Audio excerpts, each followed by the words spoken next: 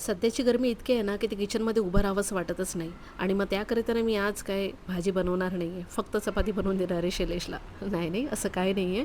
भाजी ॲक्चुअली आहेच. त्या दिवशी मी जी आंब्याची चटणी बनवली होती, तीच शैलेश घेऊन जाणार आहे. त्याला आवडते म्हणून त्याला काय वाटत नाही घेऊन जायला. म्हणून मी बोलली ठीक आहे, माझं एक काम तरी वाचलं.